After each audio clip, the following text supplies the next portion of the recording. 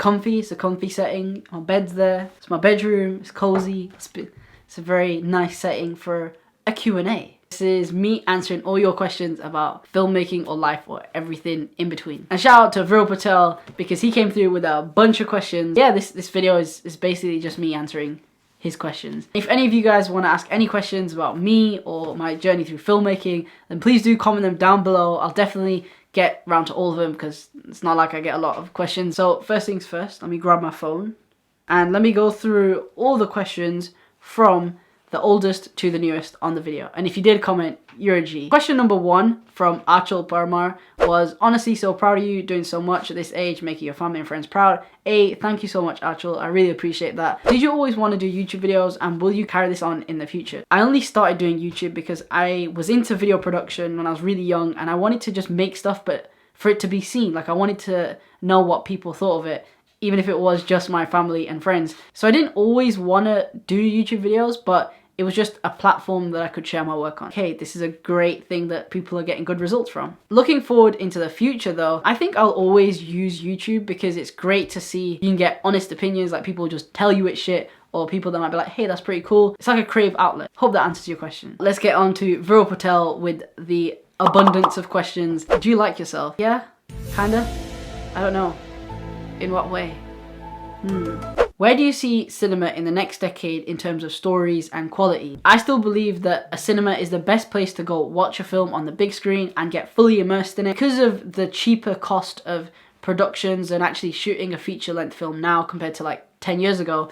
Hopefully it just makes way for a lot more indie filmmakers to get their films made and then shown in theaters and cinemas near you, which hopefully could then push the boundaries for how stories are told. Any recommendations / tips for beginners in film? If you're just looking to get into it, I say watch films. Like that's the best way. Just watch good films, watch really bad films. You can actually learn a lot from any type of film if it's done well. Why is it good? Why do you feel a certain way when you watch that? And then if it's bad, why do you not like it? What's the creepiest experience you've had? I don't know. So this one time at the end of our street, there's this house. I don't really know anyone who lives in it. It's just empty. The people in our area were like, oh yeah, don't go there. It's a haunted house. You know, it's empty. There's a ghost, you know, blah, blah, blah.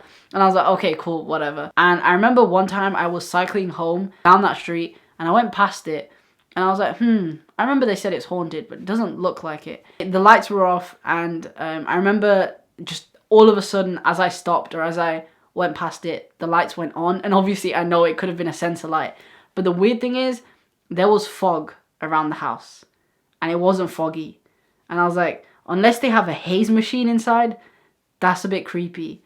So I was like, yeah, that's a bit weird. You overcome the hardest point in your life. For that, I think the best thing that's helped me, leaving all your worries and all your stresses on Bhagwan or on God and just not worrying about it. Like, just focus on what you've got to do right now, how you can become better. And also try to be positive on everything. I know it sounds very, very cliche, but in whatever situation you are, yes, there's like 10 negatives, but there's always one plus side. There's always something you can learn. There's always something that you can get better at. It's a new start. Whatever it is, you can always keep trying and keep being positive. And if you're positive and you're like, hey, this is another opportunity for me to get better at this, then you're always going to see it as an advantage. You're always going to feel better. But yeah, that's how I've been able to survive that. And having help from family and friends is always great. And positivity and leaving everything on God and just working really hard and leaving the rest up to Him.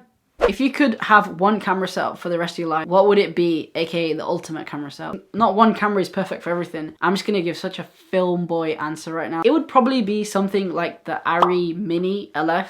Like, that would do it for me. Got amazing specs, it's small, it's lightweight, you know, it can be used on pretty much everything. It's got the internal NDs, I think. Yeah, I think it's so versatile. Obviously, the color science is unmatched, it's industry standard. Just like a glass with an Arri Mini LF. Boy, your boy's set. I literally wouldn't want anything else. Why do you enjoy filming and directing? I love stories, and I love the power of a good story. If you think about it, a lot of people, no matter where they are in life, they always dream. They always think about what could be, what they want to do to their house, to their life, what girl they want to get, what house they want to buy, what car they want to buy. It's all a dream, and it's all a story. It's all their stories. So I think films are a great way for people that might not be living the life that they want to live or might not be exactly happy to escape reality for a little bit and just watch and be like, that could be me. I want that kind of life. So I think it's really powerful in that way. I also love watching people's reactions to films that I've made. I made this like really short and it's not great at all. Like I personally don't think it's amazing, but just the sheer message of a micro doc that I made, and I'll list it in the comments below, of being in a loveless marriage. Someone that watched it actually told my mom that like, hey, I watched it and I cried because I can see myself being her, and I'm actually in that position right now, which is awkward. It's crazy to see how people connect with that and connect with different stories. So I love watching people's reactions. I love bringing them up, you know, making them cry. Like I love seeing their emotions and how they react to a film that I've made. And that's where I think it gets so interesting, how people react to your films, how people can use that film to improve their life or help them be happy. So that was the quick Q&A. Thank you so much to Vril for sending over those questions. It doesn't matter who you are, if you have any questions about filmmaking or you want to know more about me, comment your questions down below and I'll be sure to feature all of you guys, because there's not a lot of you, hopefully more soon, in the next weekly Q&A video. I appreciate you guys. Hopefully you guys are all staying safe and well during this crazy time. Hope you guys all enjoyed it. Have a blessed week. Tilak out.